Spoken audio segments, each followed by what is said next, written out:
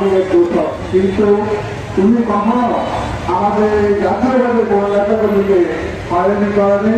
মনে প্রাণে আমরা সবাই যদি প্রত্যেকটা নেতাকর্মী যদি আমাদের ঘরের মধ্যে আপনার মানিক ভাইকে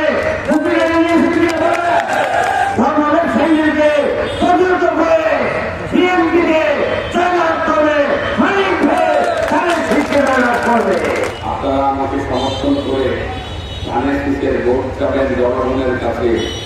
এই কারণে আমাদের নেতা তারেক রহমান এমন একজন নেতা, বাংলাদেশের ভবিষ্যৎ প্রধানমন্ত্রী হিসেবে আমরা ওনাকে অনেক আগে থেকেই বলে আসছি।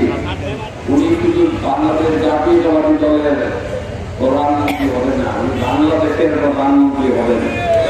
একটি জিনিস আপনারা সবাই দেখেছেন, এয়ারপোর্টে নেমে উনি যখন বাংলার মাটি পেয়েছে তখন উনি ওই মাটির স্পর্শ করেছে।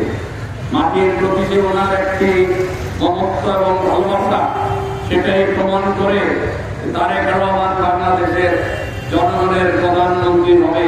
সেই দিনের অপেক্ষায় আপনারা আগামী 12ই ফেব্রুয়ারি 2026-এ তারেক রহমানকে প্রধানমন্ত্রী বানানোর জন্য তার নমিনি চাঁদপুর আঞ্চল ধানের শীষের প্রতিনিধি ফ্যাক্টরি আহমেদ মানিক আলীকে আপনারা একটি ভোট দিবেন এবং আপনার পরিবারের সবাইকে ভোট দেওয়ার জন্য অনুরোধ করবেন। সকাল সকাল যেন ভোটগুলো দিয়ে দেয়, এতেই কিন্তু আপনাদের কাজ শেষ হবে না।